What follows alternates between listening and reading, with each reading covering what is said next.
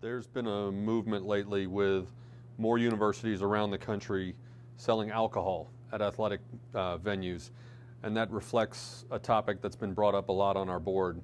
Understanding that there are certain legal hurdles that may need to be cleared, would you be open to the idea of alcohol being served in Ford Stadium in some sort of a controlled environment, like a club setting that would include a donation to the Mustang Club, or something like what you have going into the new Moody Coliseum? Well, we already have some of that. I mean, so in terms of like, the sale in a club area and suite areas and some of those private areas, that occurs currently.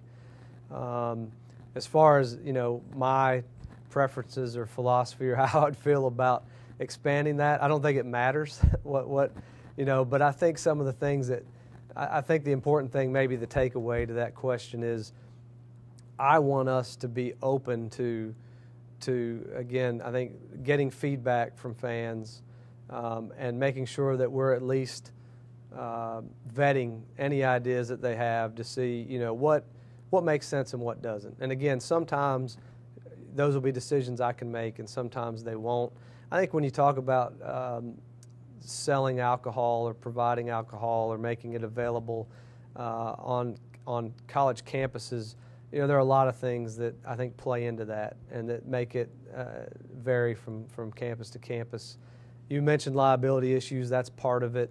Part of it is, again, what kind of culture exists and are you trying to create, and philosophically, what do you think about it, and all those different variables. And so I think it's something that eventually, the leadership will have to decide, does that align with who we are, and is it something we want to do? And if so, why? What is the benefit? And is the benefit, does it justify anything you might sacrifice as it relates to, philosophies or legal issues or other things? So, and it's such an expansive topic that's something you have to involve student affairs, you have to involve the student body. I mean, so again, I don't think there's any one person or group of people that can really weigh in on that. But it is something that we're aware of that's being discussed. We're aware that other institutions are adopting those practices.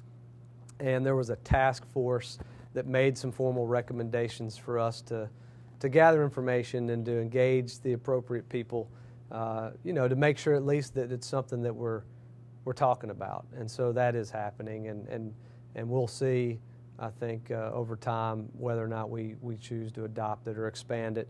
But it is important to point out, I think, that it is currently offered in some of those controlled areas that you referenced before.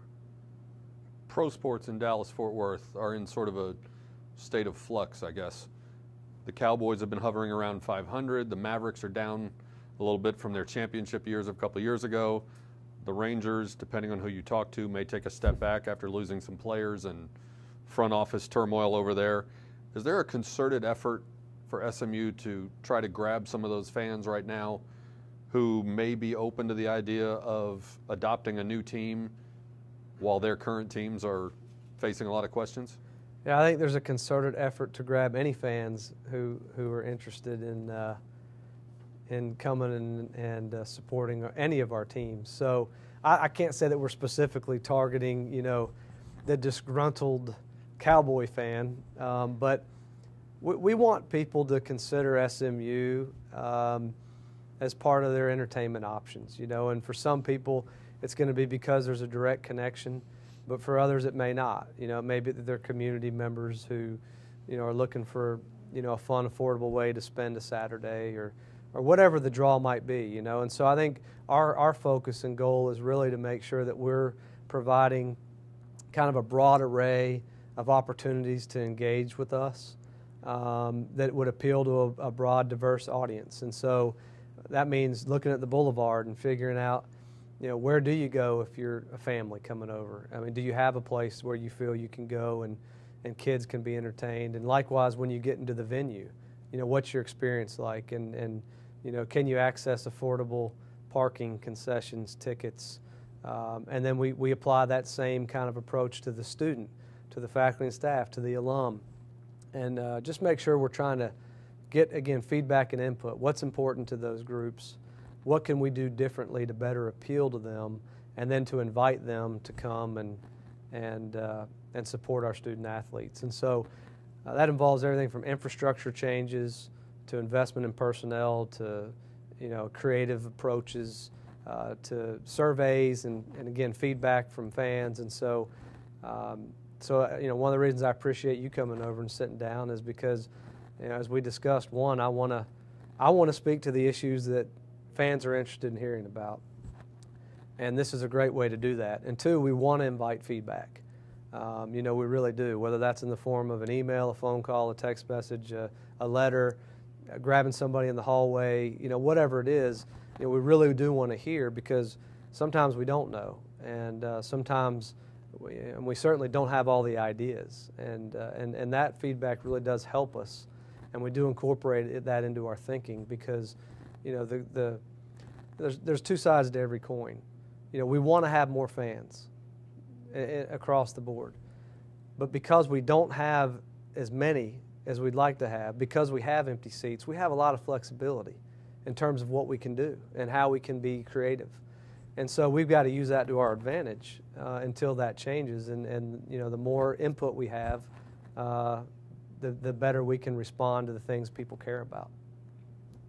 Last year, SMU unveiled the SMU Is campaign with billboards and yard signs. What does this year's marketing and community outreach look like, and does it include the addition of an in-house marketing department? I think the SMU Is campaign has some longevity, so I think you'll see that continue to be a part of our messaging. I think it was generally well received, and it has a lot of, again, I think, opportunity growth, and I think it's got some life left in it. But we want to build on it. I think that's the trick, is to figure out, okay, well, last year, and even for that matter in previous years, what did we do that worked? Across the board in all external areas.